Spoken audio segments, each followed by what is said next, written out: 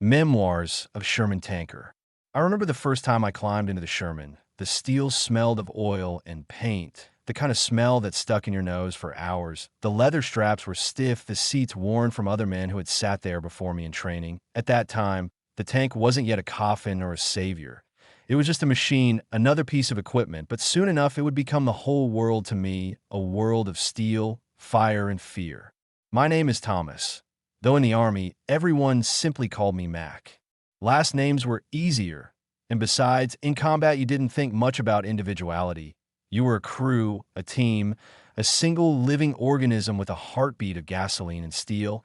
Our tank was an M4A3 Sherman, with a 4J engine roaring behind us, hot and deafening, shaking the entire hull whenever we moved.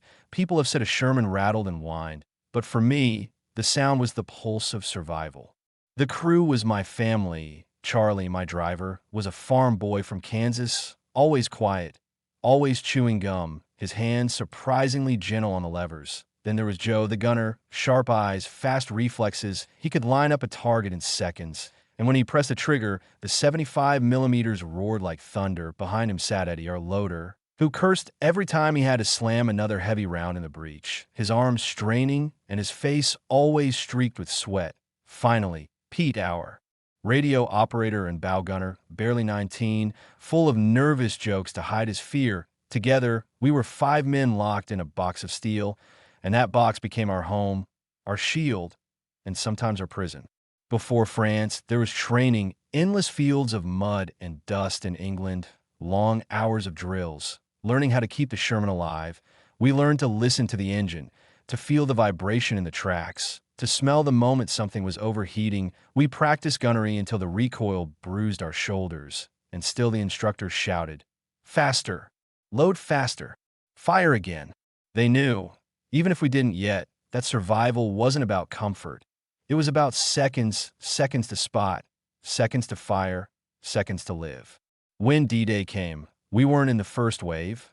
Our tanks were held back, waiting for the beach to be secured, but we landed soon after, rolling off the landing craft, tracks grinding on a French soil for the first time. The beach was a graveyard of men and machines. Smoke drifted across the sand. The air stank of cordite and salt, and bodies lay where the tide licked at them. I'll never forget the sight. It was like walking into hell, and we were supposed to drive straight through it. The Sherman wasn't loved by everyone. We knew it wasn't the heaviest, and it sure as hell wasn't the toughest. The Germans had their Tigers and Panthers, thick-skinned beasts with guns that could punch through us from a mile away. Our 75 millimeters was decent against infantry and lighter vehicles, but against German armor, it often felt like throwing stones at a fortress. Still, the Sherman was what we had. It was reliable, it was mobile, and if you knew how to use it, if you had luck, it could save your life. Our first real fight came in the hedgerows of Normandy. God, those hedgerows, they looked peaceful, just thick green walls of leaves and branches separating the fields. But they were death traps. German Panzerfaust teams hid behind them. Machine guns waited in the shadows, and tanks lurked just out of sight. For us, every turn of the road was a gamble. I remember it clear. The first time we saw a Panther, we were moving down a narrow lane, the hedgerows rising high on both sides. Visibility was poor, the engine roaring beneath us, the air inside hot and suffocating. Suddenly, Joe shouted, "Tank, 11 o'clock." I swung my head, and there it was, a silhouette, unmistakable, the long barrel of the Panther's 75 millimeters pointing straight at us. "Back! Back! Smoke!" I screamed, but it was too late. The flash lit up the hedgerow, and a shell slammed into the earth just yards from our tank. The blast rocked us, dirt spraying over the hull. Charlie threw the gears, reversing into the smoke. Eddie had popped. My heart hammered so hard I thought it might crack my ribs. Joe fired back, the Sherman lurching as our own gun roared. The round hit the Panther's armor and bounced. Just a spark on steel? No good. Joe yelled, ramming the Traverse again. Eddie was already shoving another shell into the breech. Swearing through his teeth, we fired again and again, each shot feeling more desperate than the last. Finally, luck, or fate, was on our side. The Panther shifted, turning its turret toward another Sherman down the lane, exposing its side armor. Joe squeezed the trigger, and this time the round punched through.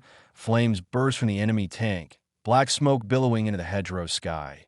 Inside, I knew German boys were burning alive, and for a moment I felt sick, but then I remembered it was them or us, that's all it ever was. That day, I learned two things: that the Sherman could kill if given the chance, and that every fight was a coin toss with death. You could be the best crew in the world, but if the wrong shell found you, it was over. The days that followed blurred into a nightmare of hedgerow fighting. We lost friends, some tanks simply vanished in a thunderclap. 1 second alive, the next a burning wreck. The smell of cooked metal and flesh became familiar. You didn't talk about it. You just loaded another shell, checked the oil pressure, and kept moving. At night, we tried to be human again. We sat by the hull, smoking Lucky Strikes, eating rations that tasted like cardboard. Pete told stories about his hometown. Eddie cursed the army food. Joe kept sharpening his knife as if he needed to remind himself he was still alive. I lay back against the Sherman's track, staring at the stars, and wondered how many more nights I'd get to see them. The thing about war is that it shrinks the world. My world was 5 men and 30 tons of steel. Outside of that, there was only noise and fire. Every morning when I slid into the commander's seat, I whispered a silent prayer. Not for victory, not for glory, just for survival. By late June, we were pushing deeper inland.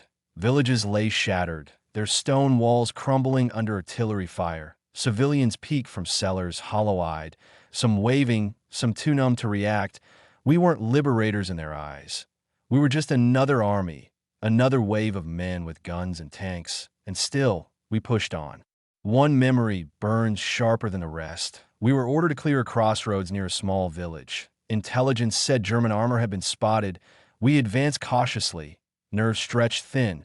Halfway down the road, a shell screamed in and tore through the Sherman ahead of us. The blast ripped its turret clean off. The crew inside gone in an instant. For a heartbeat, silence hung. Then chaos erupted. Forward!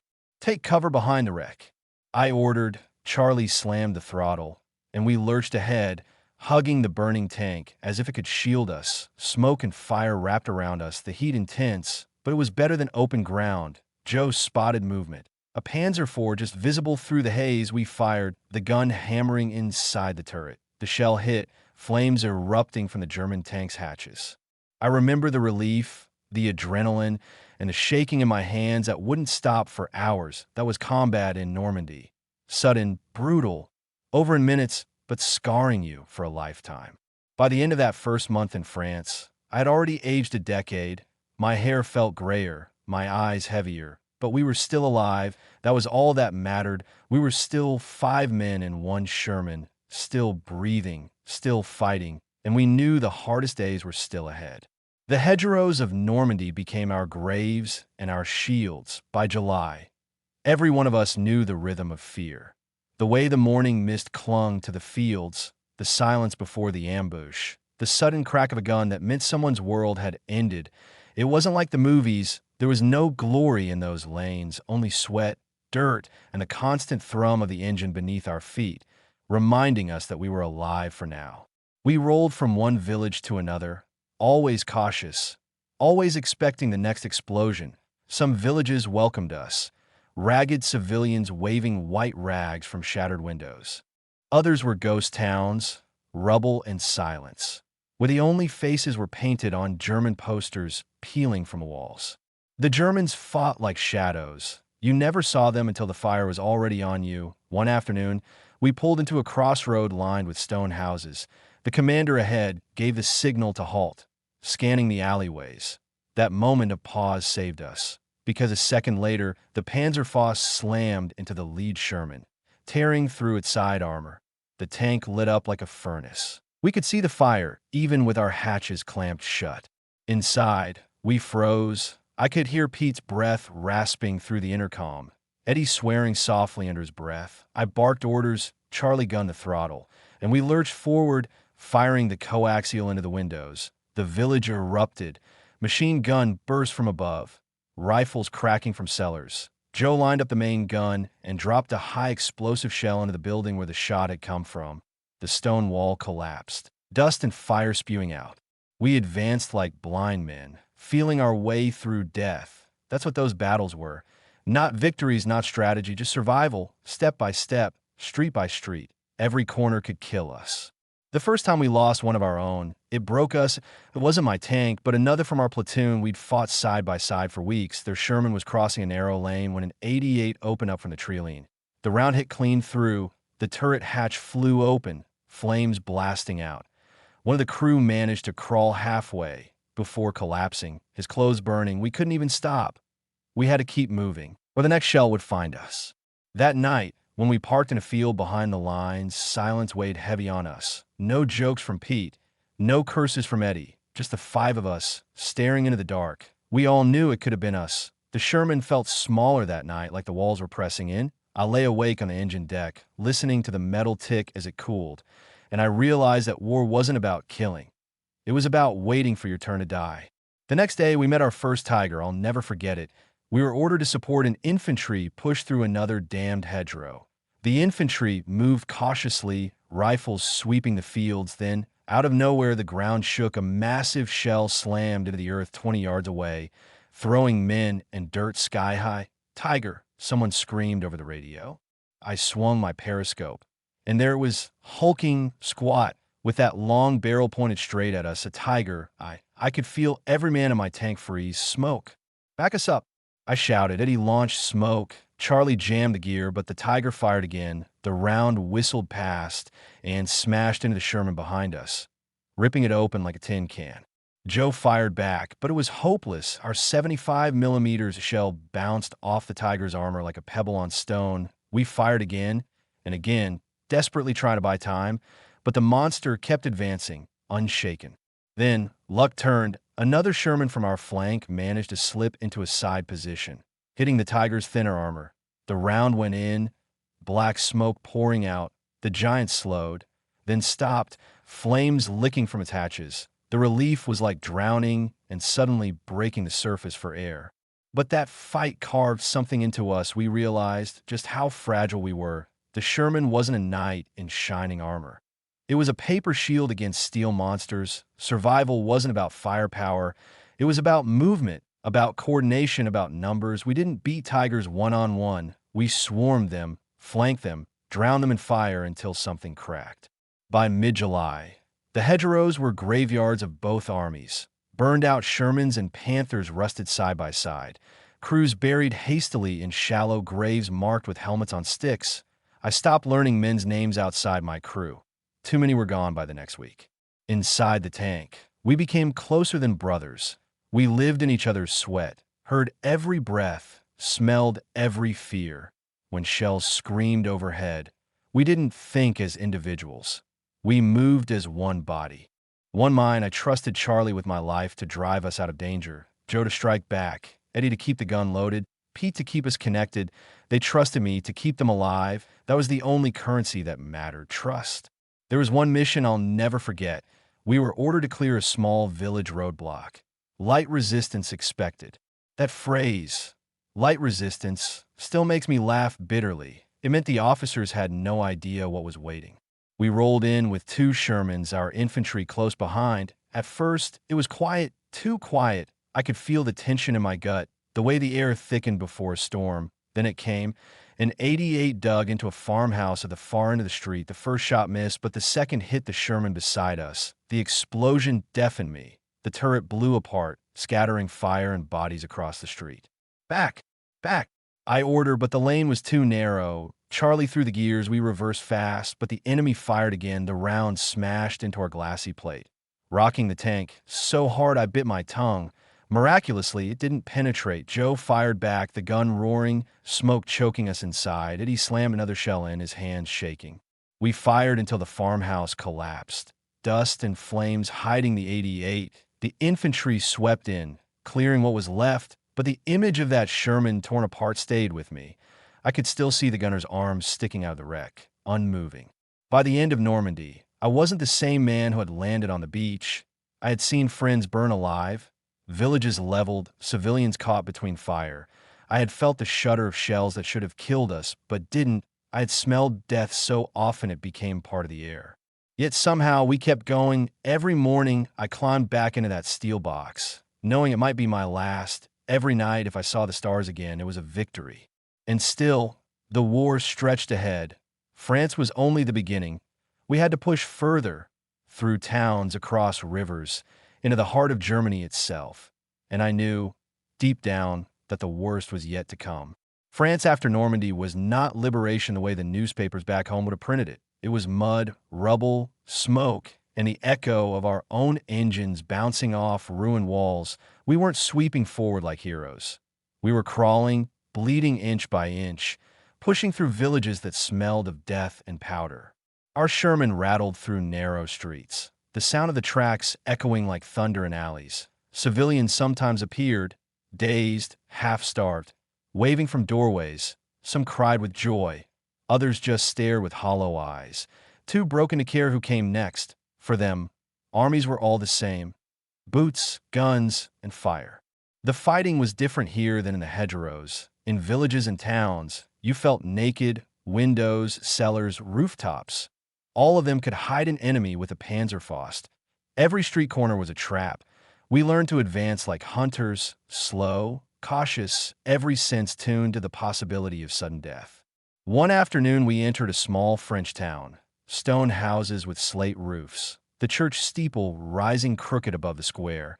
It looked almost peaceful, like something out of a postcard, until the first shot cracked.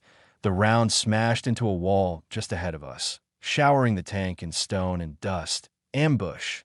Pete shouted into the intercom. I barked for Charlie to keep moving, and Joe fired a high-explosive shell into the building where the shot had come from.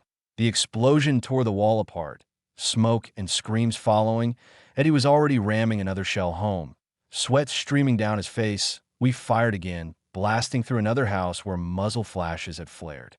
Infantry hugged our tracks, firing into windows. We could hear the crack of rifles, the thud of grenades. It was chaos, stone and wood splintering, civilians screaming, Germans firing from every angle inside the Sherman. It felt like being trapped in a drum.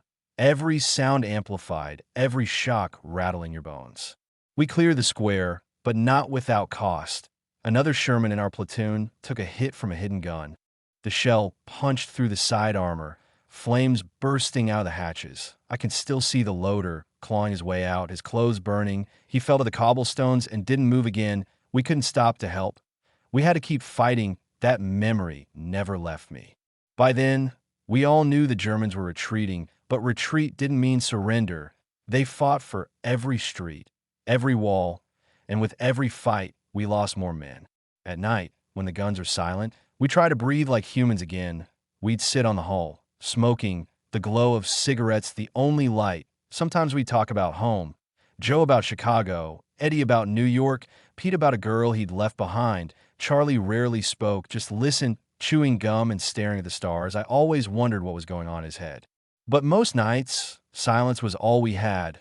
We were too tired, too shaken. We just leaned against the tank and waited for the next day, because the next day always came, whether you wanted it or not.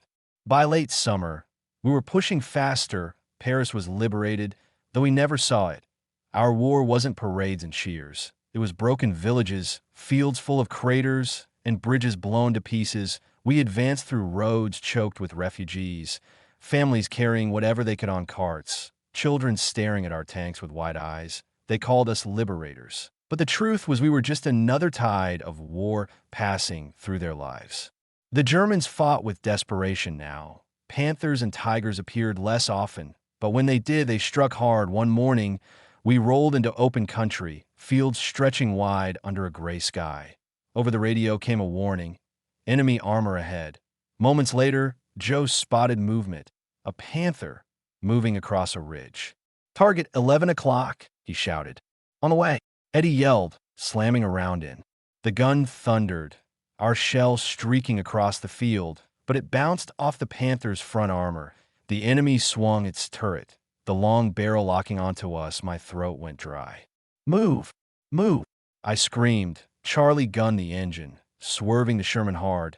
The Panther's shell smashed into the earth where we'd been seconds before, the explosion rocking us even at a distance. Joe fired again, aiming for the side as the Panther turned. This time the shell struck true, punching through, flames leaping from the hatch. The crew cheered, but it was hollow. We all knew it could just as easily have been us. Another time, We weren't so lucky. A Tiger II appeared on a road near a wooded village, its massive gun like the finger of God pointing at us. We fired 3 times, every round bouncing, then it fired once, and the Sherman beside us ceased to exist, just smoke and fire and nothing else. We escaped by pure chance, smoke rounds covering our retreat, the Tiger lumbering away like some invincible beast. After that, sleep came harder. Every time I closed my eyes, I saw burning tanks, heard the screams of men trapped inside. I smelled smoke even when there was none. Sometimes I thought I could hear their voices calling through the night. The further we went, the more we realized this war was endless. Villages blurred together, each one a copy of a last. Stone walls, church steeples, shattered windows, frightened faces, and always the sound of gunfire somewhere in the distance. There was one night, I still see clearly, we parked the Sherman in a field, too exhausted to set up proper security. The sky was clear, the stars sharp above. Pete sat on the hull, fiddling with the radio. Eddie had passed out, his arm across his eyes. Joe was sharpening his knife again. As always, Charlie just sat, staring into nothing. I lay there, listening to the ticking of the cooling engine, and I realized something. We weren't fighting for victory. Not anymore. We were fighting for each other, for the man next to you, the man whose life was bound to yours inside 30 tons of steel. That was all that kept us going. By September, we had pushed through more towns, more roads, more fields of broken men and broken machines. We were alive, somehow, against all odds, but the war stretched ahead. And every one of us knew it. The hardest battles were still waiting. And deep inside, I feared we wouldn't all make it. The winter of 1944 came down on us like a hammer, France behind us, Belgium ahead, and the Ardennes forest closing in, trees heavy with snow, roads iced over, breath hanging in the air like smoke. The Sherman wasn't built for this. Engines froze at night, tracks slipped on ice, and the cold cut straight through the steel inside the tank. It was like sitting in a refrigerator that roared and shook. We thought the war was winding down. The talk was that Germany was on its last legs, that we'd be home by spring. We believed it, or maybe we wanted to. But then December came, and the Germans reminded us they weren't finished yet. The Ardennes counteroffensive, the Battle of the Bulge, as they'd call it later, wasn't like anything before. It wasn't cautious hedgerows or cautious village fights. It was sudden, violent, overwhelming. One day, we were holding positions, sipping lukewarm coffee from our canteens, and the next, the horizon was on fire. The first sign was the artillery. Shells came screaming through the snowy woods, tearing trees apart like matchsticks. Branches and ice rained down on us. We huddled in the Sherman, the engine rumbling, the smell of exhaust mixing with the bitter cold. Pete's hand shook so badly on the radio that I had to steady him. Hold fast. The orders came, reinforcements moving in. But reinforcements were always moving in. Until then, it was just us. The Germans came with tanks, Panthers, Tigers, even their monstrous King Tigers. They rolled through the snow like predators, their engines deep and steady, their guns cutting down everything in their path. The Shermans were outmatched. We knew it, everyone knew it, but we fought anyway because there was no choice. I remember one battle in the woods near Bastogne. The snow was so thick you could barely see 20 yards. We crawled down a narrow forest track, trees pressing in on both sides. The air was silent, except for the crunch of snow under the tracks and the steady hum of the engine. Then, without warning, the world erupted. A German shell slammed into the ground ahead, snow and dirt blasting into the sky. Tiger, left flank, Joe shouted. I swung the periscope, and there it was, half hidden among the trees, its long barrel turning toward us. Fire! Fire! I screamed. Eddie slammed a round into the breech. Joe fired, the recoil hammering through the hull. Our shell struck the Tiger's armor and bounced like a pebble. The German fired back. The round missed by yards, but the shock wave rocked the Sherman hard. Charlie reversed. Snow spraying from the tracks. Another American tank beside us wasn't so lucky. The Tiger hit it square. The explosion lit up the forest, flames licking up the trees. I heard the crew screaming over the intercom before the voices cut out.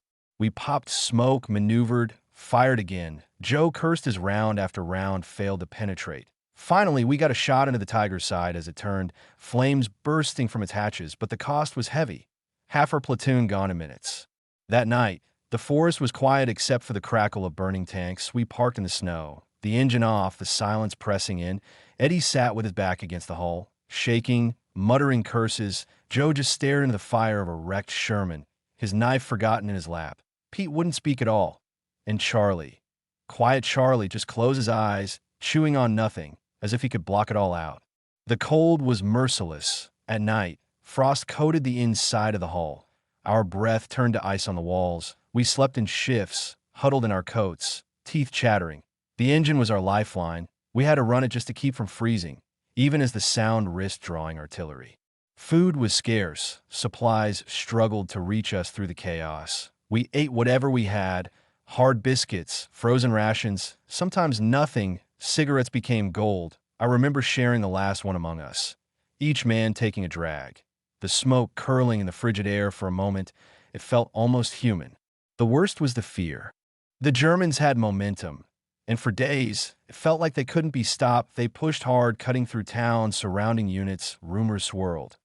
Whole companies lost, villages retaken, lines collapsing. In the middle of it, we were just one Sherman, 5 men trying to hold back a tide. At Bastogne, things turned desperate. We were ordered to hold the town at all costs. The roads were choked with snow. Supplies couldn't get through, and the Germans circled like wolves. The shelling was constant. Day, night, it never stopped. Buildings crumbled. Fires burned. The air reeked of smoke and death. Inside the tank, we fought exhaustion as much as the enemy. Eyes stung from lack of sleep. Ears rang from endless firing. Joe's hands bled from the recoil of the gun. Eddie's arms ached from loading shell after shell. Pete's voice cracked on the radio, begging for updates that never came. And I, sitting in the commander's seat, felt the weight of every life in my hands. We fought street by street, our Sherman lurching over rubble, blasting holes in buildings where German machine gunners hid. Sometimes we'd fire point blank, the blast deafening, the recoil shaking us to our bones. Once we rolled past a burning house and saw civilians huddled in the cellar below, children staring up at us through smoke and snow.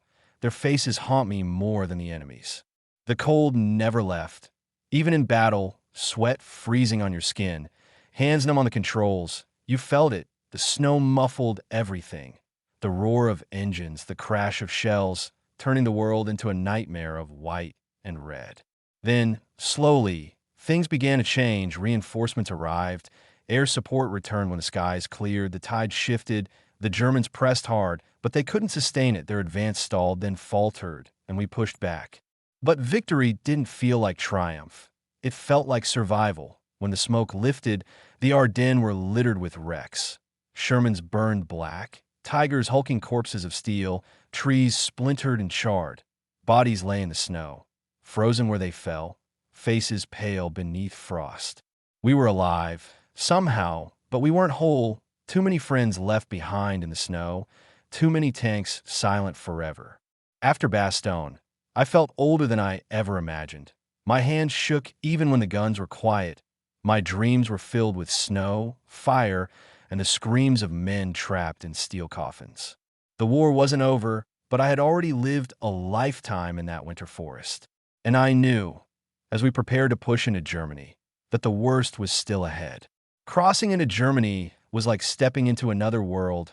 France and Belgium had been scarred, but Germany was gutted, whole towns reduced to rubble, bridges blown apart, forests filled with wrecks. The war had come home to them, and you could feel it in the silence of the villages we entered. The civilians didn't wave, didn't cheer. They watched us with empty eyes, some with hate, some with fear, most with nothing at all. Our orders were simple: push forward, break through, drive into the heart of the Reich. But nothing about it was simple. The German army may have been weakened, but they weren't beaten.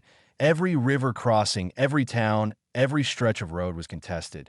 And now we were fighting them on their own soil, where they knew every field, every street, every ambush point. The first major fight inside Germany was in a small industrial town. The buildings were half standing, windows shattered, factories gutted, perfect ground for defense. We rolled in with infantry at our sides, the Sherman's gun already loaded. The streets were narrow, rubble piled high, visibility poor. My heart hammered against my ribs with every turn, every corner. The first shot came from above, a Panzerfaust launched from a third-story window. It smashed against our side skirt, tearing away steel but failing to penetrate. The blast rocked us hard, Pete shouting into the radio for help. Joe fired a shell straight into the building, the explosion blowing the wall apart.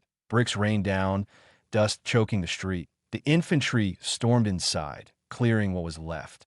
That set the tone. Every block was a fortress, every cellar a firing point. We blasted buildings apart one by one.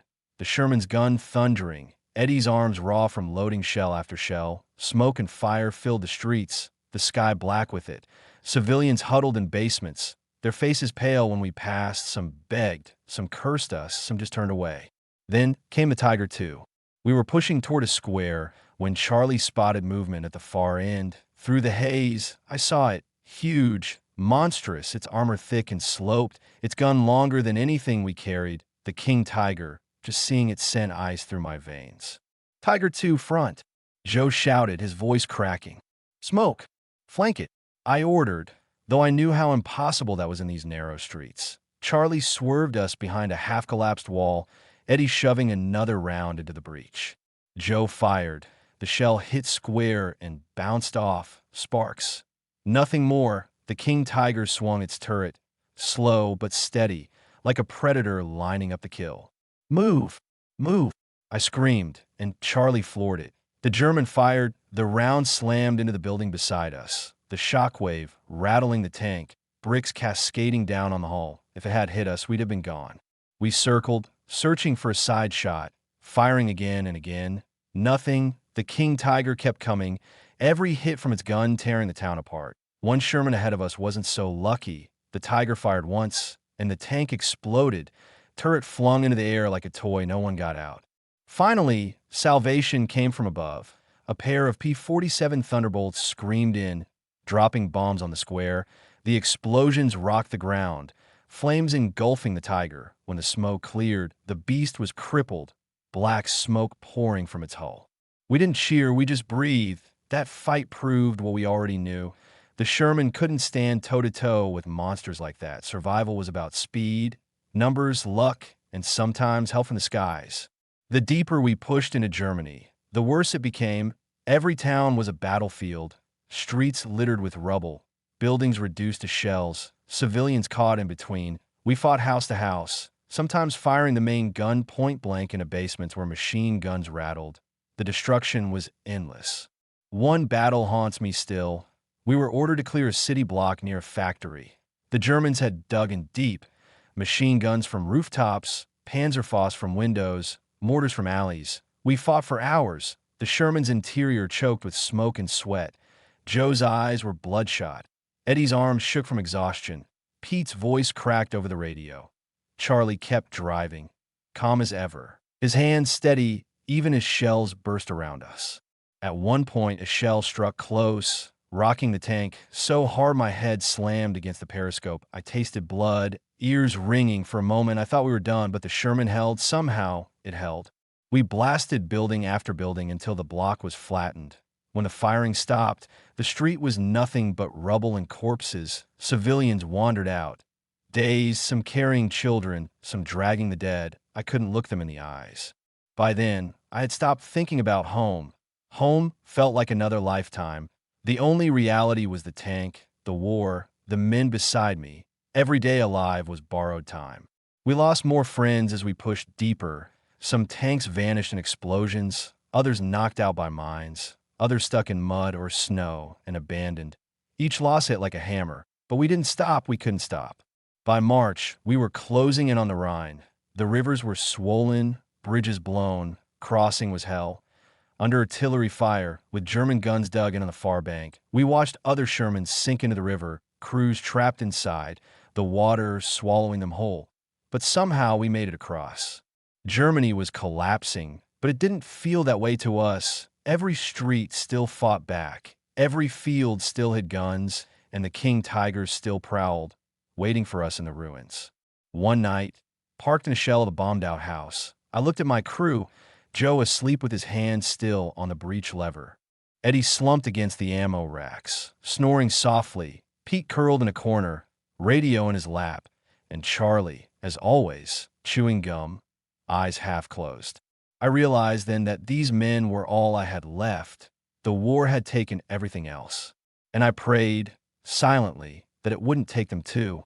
The last weeks of the war in Europe were strange. They didn't feel like victory. They felt like walking through a graveyard where the headstones were towns, bridges, and rivers. We were told Germany was finished. But no one as Sherman believed that until the last gun went silent. Too many times we had heard, "It's almost over," only to see another Tiger's barrel appear through the smoke. Crossing into the heart of Germany, everything was broken. Factories gutted by bombs, villages hollowed out, railway lines twisted like wire. Civilians drifted like ghosts, carrying bundles on their backs. Their faces a mixture of anger, shame, and numbness. They no longer spat or jeered at us. They just stared, as if history itself had ground them into silence. Our Sherman groaned forward, part of a column that seemed endless. We were scarred, tired, from men left where 5 had started. Eddie was gone. Morales had taken his place as loader, whispering stock counts like prayers. Charlie still chewed gum without speaking much. Joe's eyes were bloodshot, permanently wide, as if he was always aiming down the sight, even when the gun was quiet. Pete was thinner, his jokes dried up into silence. And me? I was older than my years, with a face I no longer recognized in a mirror. The last fights were brutal in their own way. Not for how fierce they were, but for how pointless they seemed. Town after town resisted. Though the war was lost, Hitler Youth with Panzerfaust ambushed us from alleys. Men barely old enough to shave, old men in Volkssturm armbands clutched rifle from another century. Every block we cleared, every house we blasted with heat. I wondered what it meant anymore. The Reich was collapsing. Yet still we bled for every street. One morning in April, we rolled into a city split in half by a river. The bridge was gone, blown into the water, the far bank lined with rubble and black smoke. German guns barked from cellars and towers. We were ordered to secure a crossing. The infantry huddled at the river's edge, pinned down. Our Sherman rolled forward, firing shell after shell into the opposite shore. Morales's arms shook with exhaustion, sweat dripping despite the spring chill. Joe kept firing, each recoil rattling through the hull like a heartbeat. The Germans fired back. A shell screamed past, clipping the hull, rattling our teeth. Another Sherman in the column wasn't so lucky. An explosion flung its turret skyward like a coin toss. No one got out. The bridgehead was madness, smoke and fire and bodies. But we kept pushing because that was all we knew how to do.